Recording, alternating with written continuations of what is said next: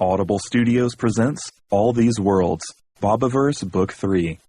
Written by Dennis E. Taylor, performed by Ray Porter. For Bill Paxton, who brought a little more humanity to some great SF movies. Dedication. To my wife, Laheen, for being okay to travel this path with me, especially the part where I retire to write full-time. I leave eternity to thee, for what is man that he should live out the lifetime of his God? Herman Melville. 1. Face Off. Bob, March 22-24, Delta Eridani. The pigoid erupted from its lair with an angry squeal. It displayed startling speed for something with such short legs. The two rock throwers sprinted to the side, fur erect along their spines and ears sticking straight out in excitement. The rest of us set the butts of our spears into the ground and braced them with a foot. And waited. This time, I wasn't an observer. If I had been nervous before, I was terrified now. I could feel the fur standing up along my spine and all the way up to the top of my head. I kept telling myself that I was actually 10,000 miles away, in orbit. Didn't help. My eyes told me the pigoid was 10 meters away, charging at me at what appeared to be about half light speed. Then the animal ran into the spear points. Still not breeding for intelligence, apparently. The spears bowed, but held, and the animal slammed to the ground with a final squawk. Bernie sidled up to it and poked it in the face a few times. Getting no response, he waved his spear in the air and yelled, "Woo!" The rest of us raised a fist and responded, "Ha!" Well, that's how the translation routine handled it. Delton's speech sounded more like pigs loudly wallowing, but the software converted everything to human equivalents for me, including names and colloquialisms. Donald slapped me on the shoulder. "Come on, Robert. Help me string it up." I tied the back legs of the pigoid while Donald tossed the other end of the rope over a tree branch. He looked down to check my work before starting to haul and did a double take. "Whoa, that looks like one of Archimedes' weird knots. Where'd you learn that?" "Oops. From Archimedes, of course. He's got hands and hands of different knots. I've picked up a few." Donald nodded, only mildly interested. We hauled on the rope until the pigoid was suspended. I made sure to use only normal Delton-level strength and let Donald do most of the work. Then he drew a flint knife and bled the animal. The other hunters started the giving thanks chant. When it was done, we trussed the carcass onto a couple of spears and started back to Camelot.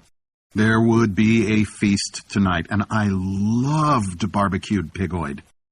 Still no barbecue sauce, though. I wondered idly if I should invent some. We were singing a victory chant, and I guess our guard was down. So the group of Deltons that stepped into the path in front of us took us completely by surprise. We came to a ragged halt as they tilted their spears in our direction. It wasn't quite a threat, more like the promise of one. I heard a rustling behind me and realized that we'd been surrounded. I took a quick look around. The other party outnumbered us by 2. Not insurmountable, but definitely a concern. Very likely they were depending on getting the drop on us and us not being able to organize a defense. There had been reports of groups from Caerleon bushwhacking hunting parties and taking all or part of their kills. It appeared we were the target du jour. The spokesman for the group, I recognized him as an unpleasant character from Caerleon whose name translated as Fred, gave us an evil smile. "Nice catch, Donald. You've got a lot of pigoid there. I doubt you'd miss a haunch or two." Donald, unintimidated, raised his spear to readiness. "There are lots of pigoids out there, Fred. What's the matter, not having any luck?" Fred reflexively started to take a step back, then caught himself. Donald wasn't quite as big as his father, but that still left a lot of room for big. People rarely challenged him directly. Unfortunately for me, I was standing up front with Donald, and I had designed my android to be as nondescript as possible. Average height, average build, average looks. Joe Forgettable, pretty much. So, no surprise that Fred decided to use me as an example. He looked at me. So, what about you, Kutsi? You think you'd like to share the wealth? He looked at his friends, smiling. They returned the expressions and moved in. Tell you what, Fred, I answered. Why don't you bend way over, stick your head up your own butthole, and keep pushing until you disappear completely? I smiled at him as innocently as I could. Snickers and guffaws from our group, and a few from the other group, showed that I'd scored. Of course, I had gigabytes of Earth literature and movies to pull my insults from. In a war of words, the Deltans would be virtually unarmed. Donald gave me a quick, surprised glance. I guess he hadn't been expecting the support. He showed his teeth. Your move, pigoid dropping. Fred glared at Donald, at me, then turned as if to leave. Oh, you have got to be kidding. Cliché much? And sure enough, he suddenly turned back and swung at me. I could have stopped and had afternoon tea and still reacted in time. Okay, I'm a computer, but still. I leaned back slightly and the clenched fist passed right by my face. As Fred continued the rotation, I placed a short jab in a human, it would be the solar plexus. Same effect, though. Fred said, oof, and dropped to his knees. Now their advantage was down to 1, and we had Donald. Our guys grinned and started waving spear points. Donald and I moved forward and the other group stepped aside. As I passed Fred, he glared at me. I said, anytime, Kutsi. He didn't respond, but then he was still trying to breathe. There was a huge component of surrogate vengeance in my behavior, of course. I had a lot of years of being on the wrong end of bullying to look back on. But a rational part of my mind told me that I would have to watch out for Fred now. Donald slapped me on the back again. I made a point of staggering. I didn't want him to decide we were competing. We finished our hike to the village on high alert. No singing, no joking around. A couple of the guys took the kill to an agreed-upon fire pit to be divvied up. I turned to head back to Archimedes' tent, but Donald put a hand on my shoulder and motioned me to come with him. I realized within moments that we were heading for the council circle. One of the many universals that I'd discovered while studying the Deltans was that politicians and leaders always reserved the best for themselves. The council circle location got full sun first thing in the morning and was in the shade by late afternoon. A few council members were always at the circle, no doubt trying to look official and stay comfortable. Donald walked up to Jeffrey, the current council leader, and waited to be acknowledged. Jeffrey was a bit of a dick and liked to keep people waiting just to show how important he was.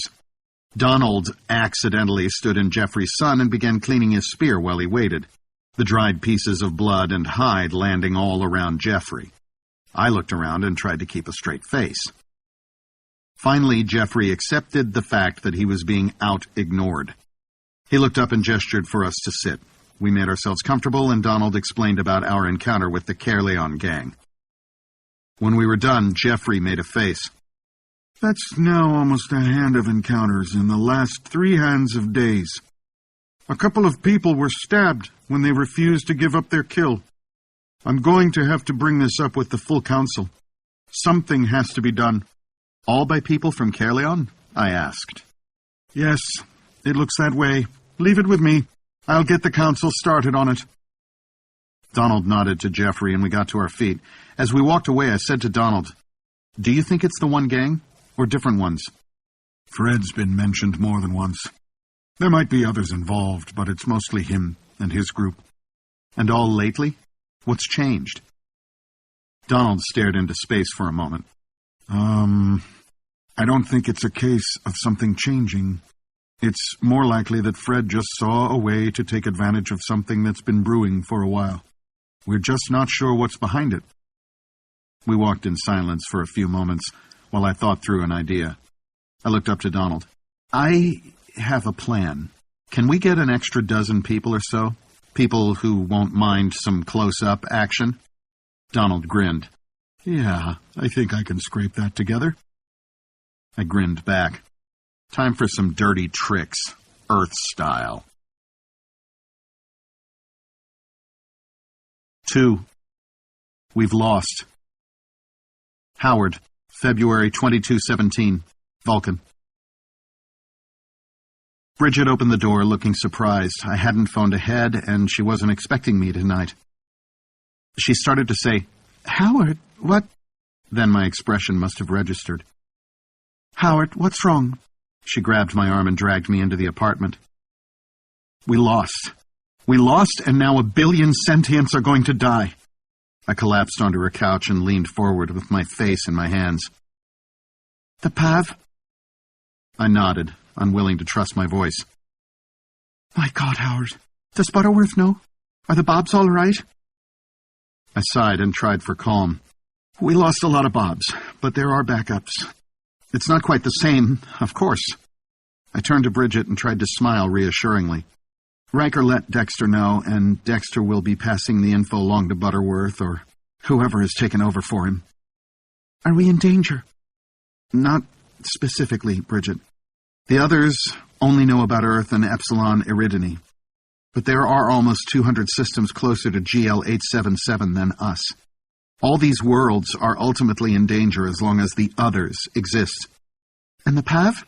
I've read some of Jacques' blog entries. They sound like an interesting species. What happens to them? I closed my eyes for a moment, hoping maybe I'd be in a different universe when I opened them. No such luck. We've never seen the process, just the after effects. Now we'll be getting a ringside view.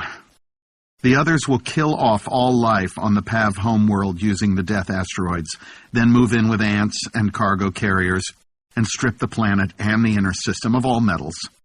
And they'll collect all corpses and carcasses.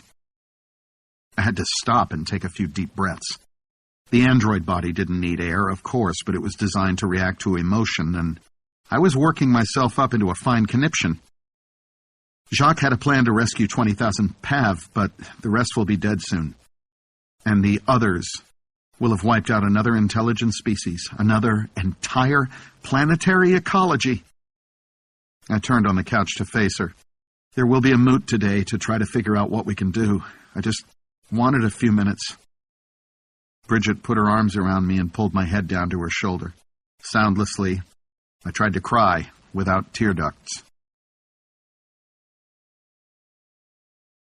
3.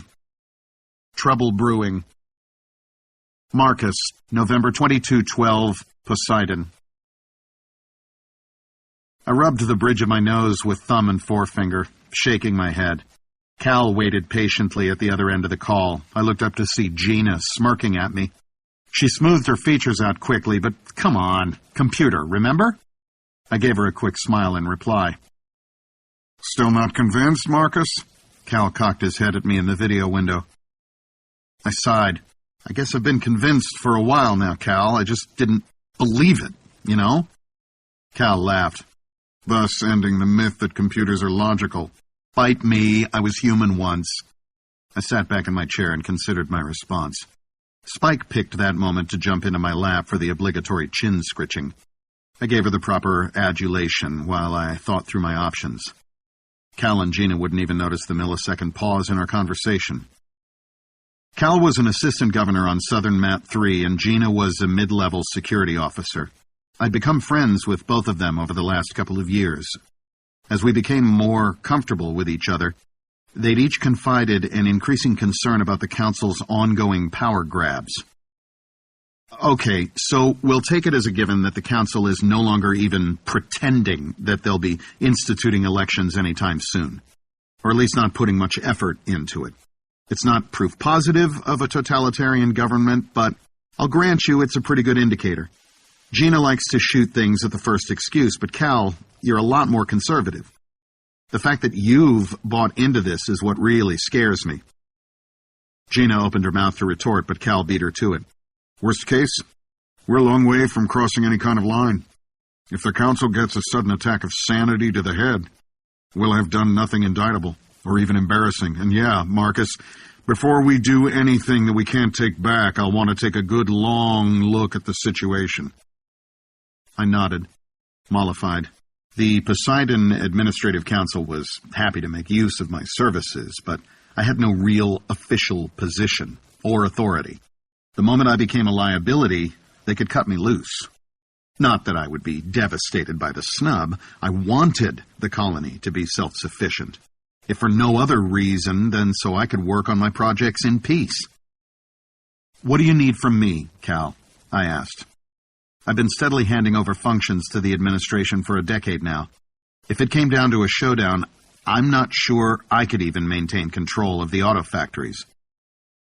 "If it comes to that," Cal responded, "you're a wild card, and something the council can't control or interdict. At minimum, you'll be a distraction. At best, you'll be able to cause them significant stress." "Well, I always wanted to be a pain in the ass," I replied.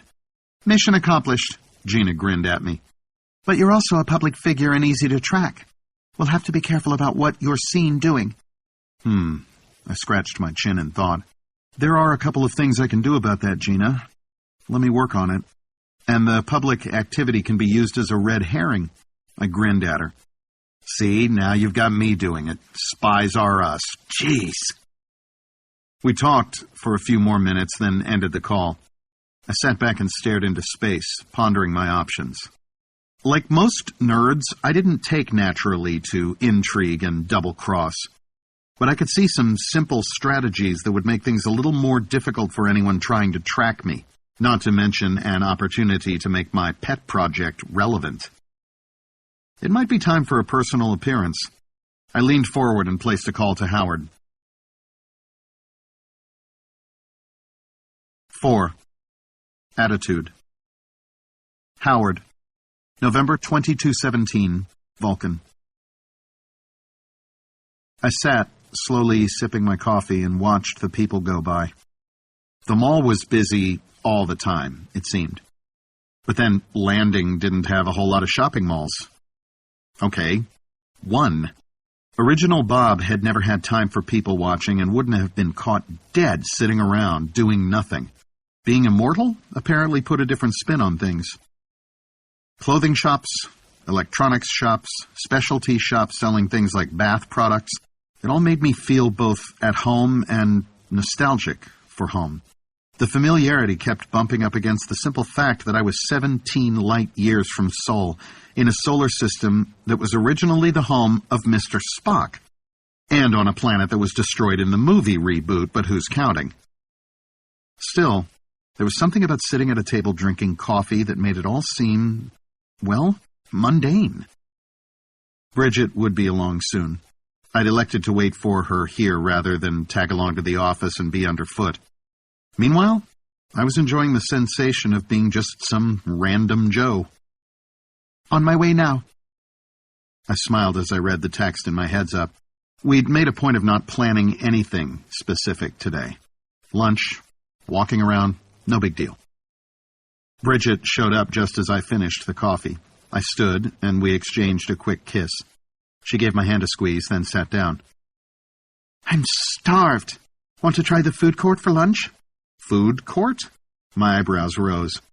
A liquor baroness should have more refined tastes. Let's splurge. How about the Bronto Burger? Or we could go for actual food.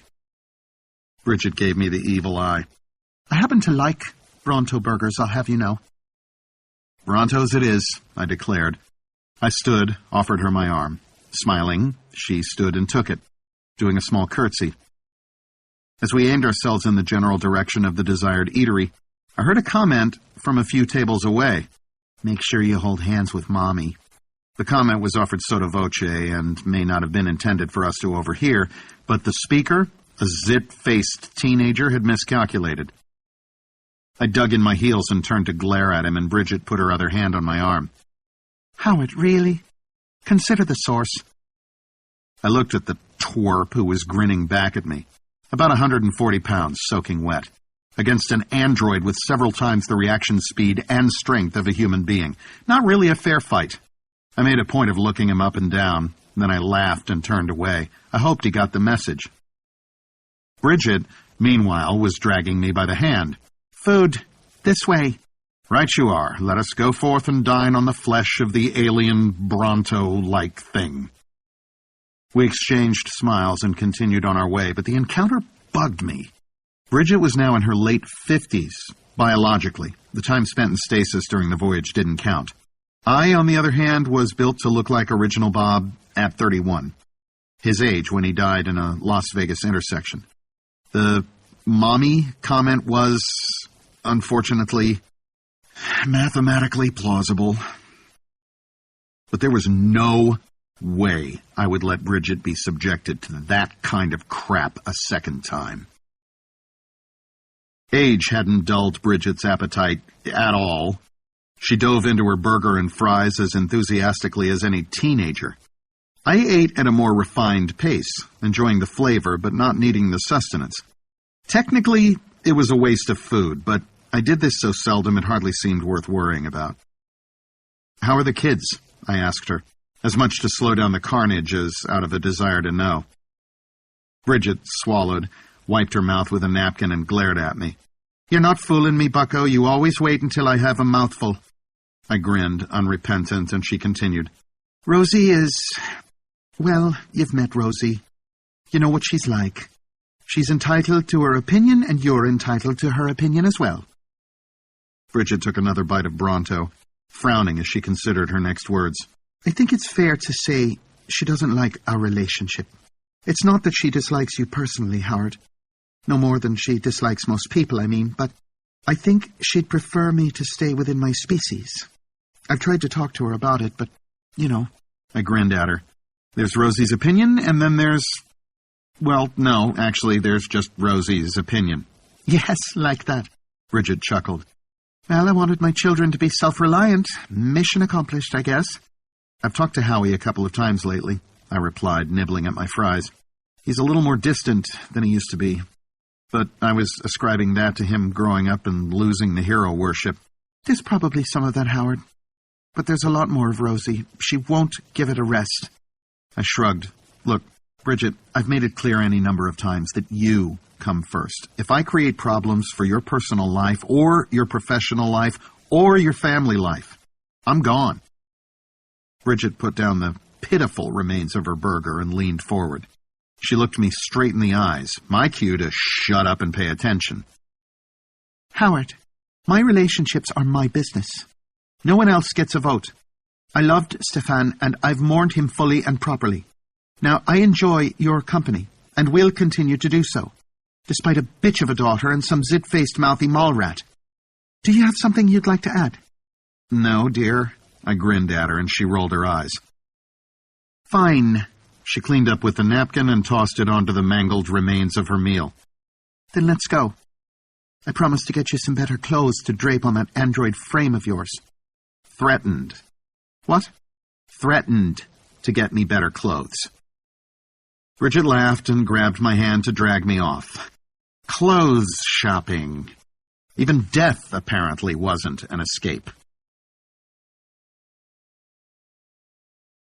5. Bushwhacked. Bob, March 22-24, Delta Iridini. We hoisted the pigoid carcass up, suspended from spears, doing our best to act oblivious to the other group that we knew were watching us. I checked the monitor windows in my heads-up display. We definitely had a covert audience, and they outnumbered us 12-6. I couldn't tell my crew things I shouldn't know, but I could be prepared in case the others did something unexpected. As we started our march back to Camelot, I couldn't help noticing that my crew were really terrible actors. Overly loud comments, uttered with exaggerated inflection, would have made a stage director up and quit on the spot. I needn't have worried, though. Fred and his gang probably weren't listening anyway. They stepped out, front and rear, just like last time. Fred looked at me standing in lead spot and smiled his nasty smile. "Well, Robert, I see you've caught my lunch for me. And you don't have the big guy to protect you today. Why don't you go ahead and put up a fight this time? I'd like that. I cocked my head to the side. Well, first, Fred, Donald didn't need to protect me last time. You're just not very good. And if it's a fight you're looking for, today's your lucky day. And with that, 18 Camelot hunters, including Donald, stepped out of the bush behind Fred's gang. The Caerleon group went into a defensive crouch. Several of them tried to inch away and had to be poked with spear tips. In short order, we had them herded into a small group. Fred sneered at me. You think this is going to protect you? You won't always have your friends around, Coetzee. Neither will you, Fred. Fred jerked, taken aback. What? Just what I said. I can wait, and I can watch. And eventually, you'll go take a pee or something without your friends covering your ass. I leaned in close. And I'll cut your throat before you even know I'm there. I turned to the rest of the group. This goes for all of you. You go to war with us, you'll be watching your backs the rest of your lives. I never forget, and I never forgive. Fred laughed, a short, sharp bark. Nice talk. Nothing behind it, though. Really? I smiled at him, and before he could react, I jabbed him in the same place as last time. Down he went. It wasn't a fair fight. Of course, I operated at computer speeds, and I was inhabiting an android body with electronic reflexes and several times the strength of a live Deltan. But a fair fight wasn't the point. I wanted them to stop stalking Camelot hunting parties. I just needed to make their mortality clear to them. I looked around at the Caerleon gang. They appeared a lot less defiant now. Today, we'll let you off with a warning, and without your spears. Next time, it's going to hurt a lot more. I signaled to a couple of the guys, and they began collecting spears. Fred's gang was thoroughly cowed now and didn't put up any resistance.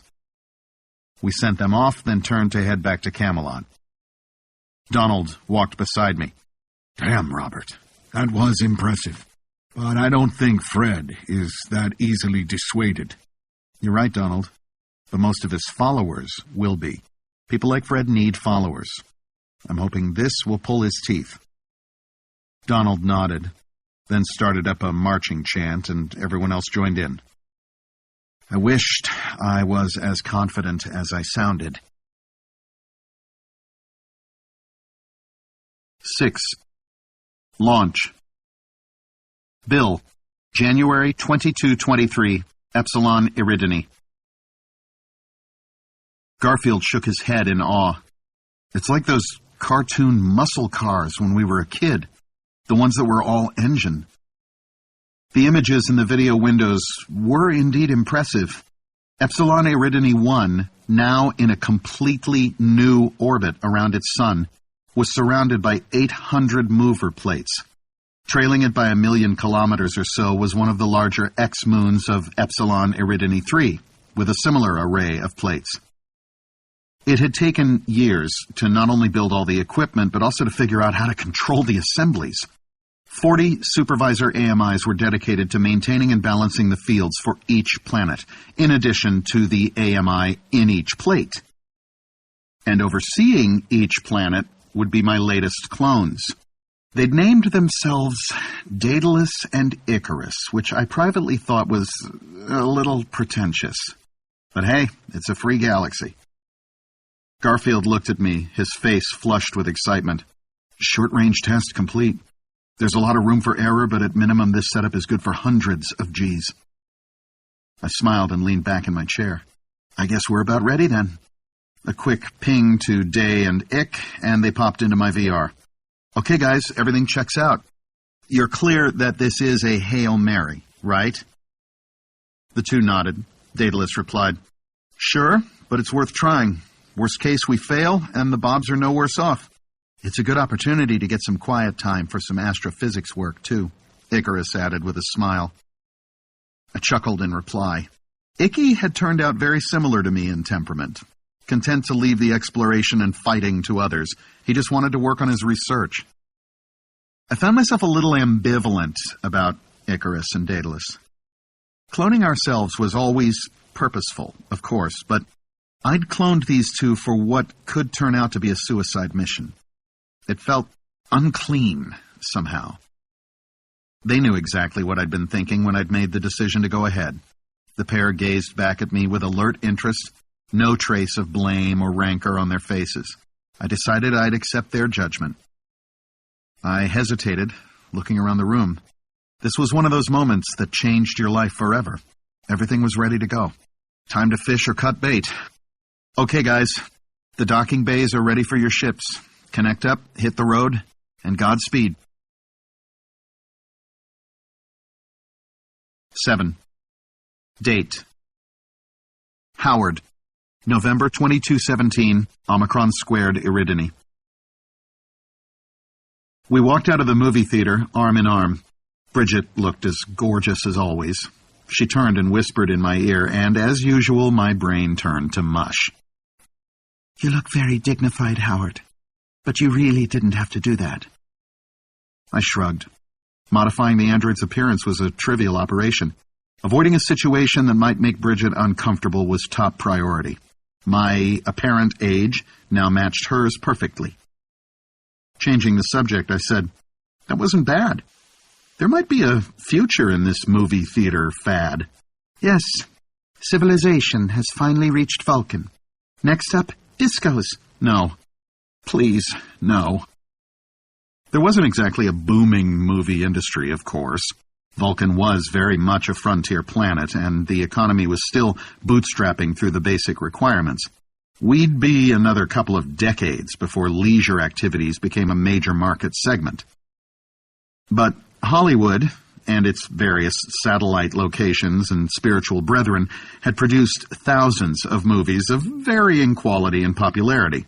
And generally speaking, the holders of the copyrights were many light years away, and almost certainly quite dead as well.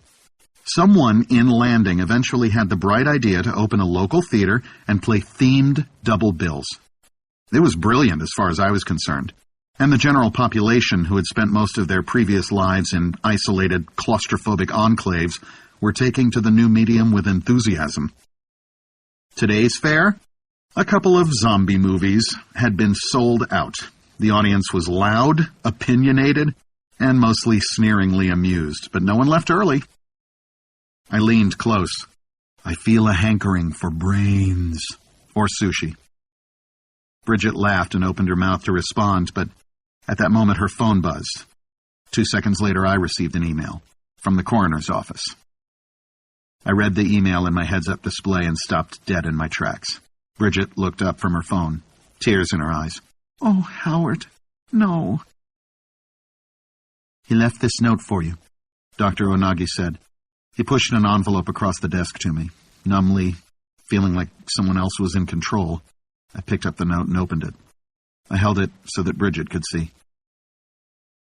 Howard, I recently had occasion to visit the doctor, as I've been having issues with my memory and cognition. The news was less than pleasing. It would seem that I have a particularly nasty form of neurological degenerative dementia, one that is not curable. The doctor informs me that the process is already significantly advanced. I've contacted a few experts, and I was assured that this issue cannot be corrected in software.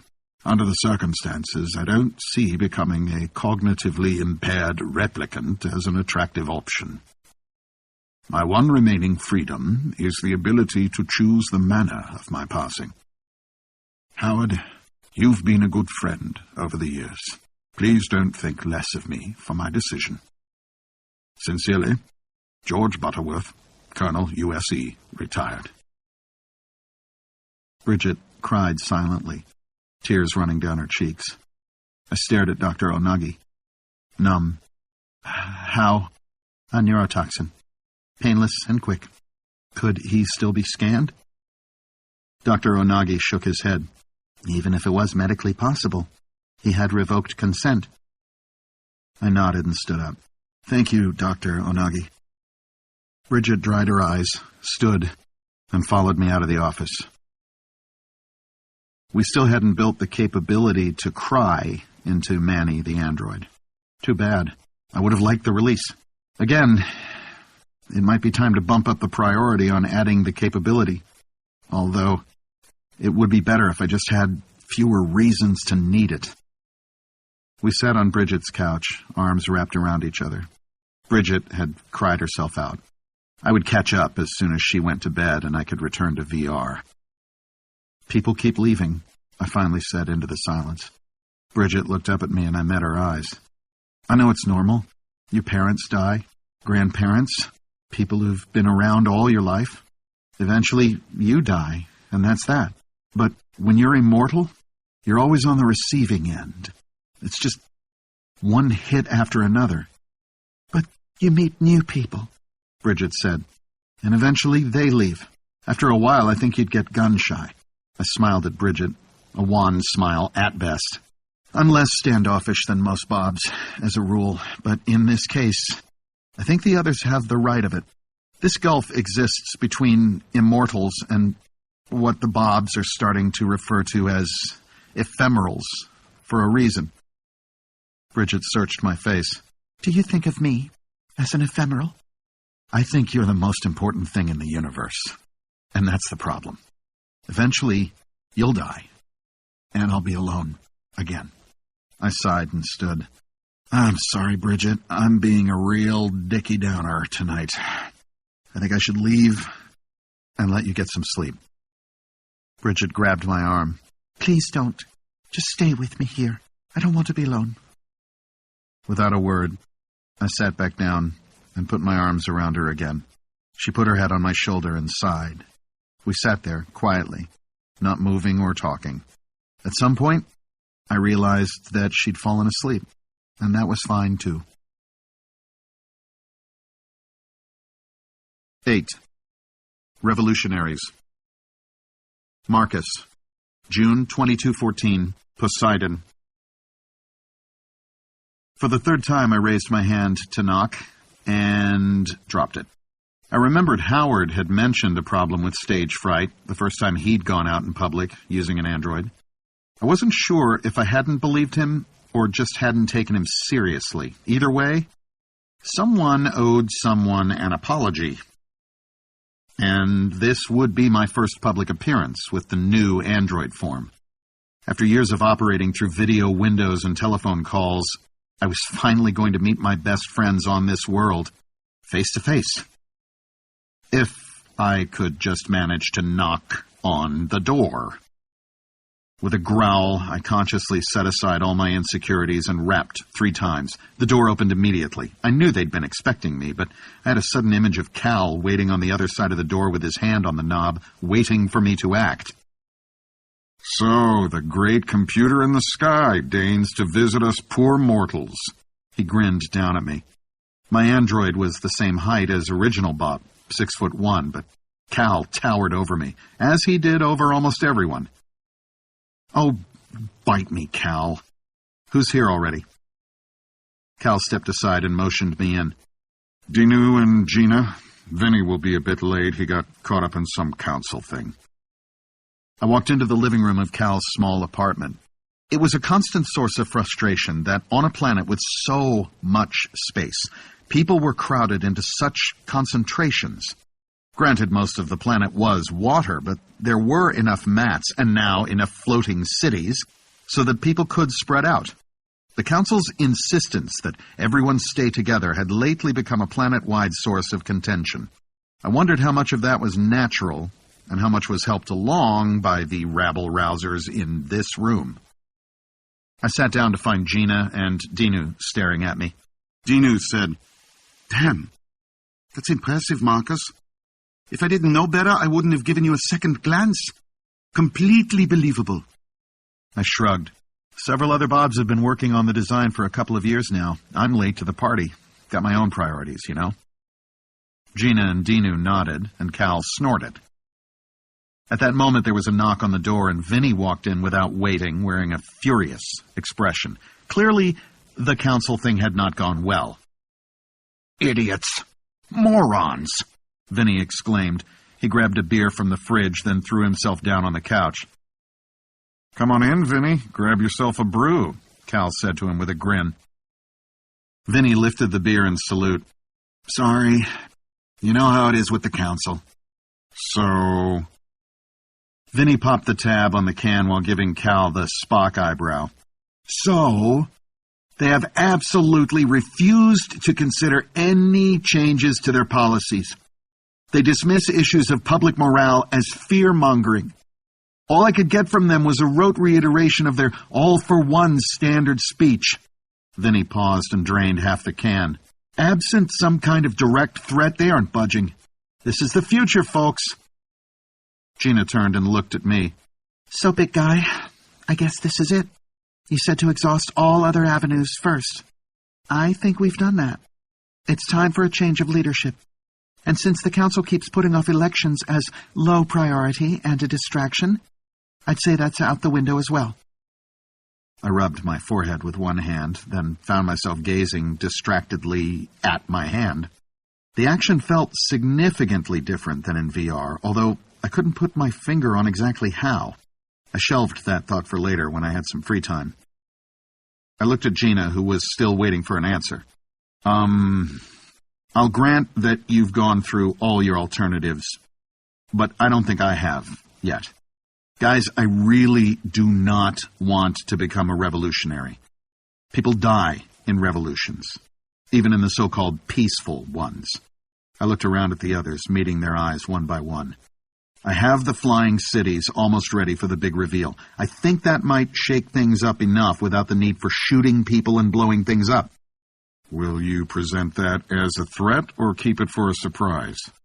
Honestly, Cal, it's not really much of a threat, I replied. At least on paper. Rethink your ways or we'll produce flying cities. Lacks a certain something, know what I mean? Cal chuckled ruefully. Okay, yeah. It may be more of a threat after it's implemented and we start to see some of the fallout. Until then, the council is only going to see what they want to see. Still, you have to try, Dinu added. Present it to them, and if they don't get the point, oh well. Gina went to the fridge and retrieved a beer. She waved it at Dinu before apparently realizing that was a bad idea with an unopened carbonated beverage. Marcus's point, though, is that we'd like to avoid the full-scale revolution option, so, oh well as an attitude is not helpful. She turned to me. And stop being such a wuss.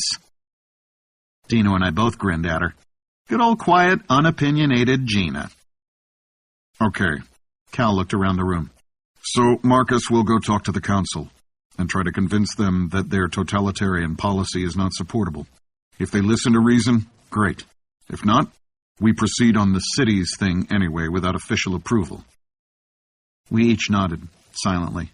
As plans went, it lacked something, but it was better than a shooting war. Not acceptable! Counselor Ben's face in the video window could only be described as thunderous. I tried to avoid grinning. To say that my proposal was meeting resistance would be a massive understatement. Counselor Murray cut in from another window. We are finally getting close to aligning populations with labor requirements on the Matson cities. If people start moving around haphazardly or even emigrating to some other living arrangement, it will mean chaos. There aren't enough people to do all the required work. We need them to live where they're needed. Leaving aside, I responded, the question of whether it's morally acceptable to tell people where they should live and what job they should do. It's the law, Marcus. I smiled at Counselor Brennan, which simply sidesteps the statement. Anything can be passed into law. That doesn't make it right. Plus, there's the question of the agreement you signed with Riker before we shipped you out here. It sets out that document is not legally binding, Brennan replied. We've already voted on that. So, you can just vote any agreement you don't like null and void on your own dime, then vote in whatever else you want. And everyone else is just supposed to go along because it's the law? Murray looked down his nose at me. Really, literally. Saying it with a sneer isn't a rebuttal, Mr. Johansson. I think we're pretty clear on this. No flying, flying, flying, flying, flying,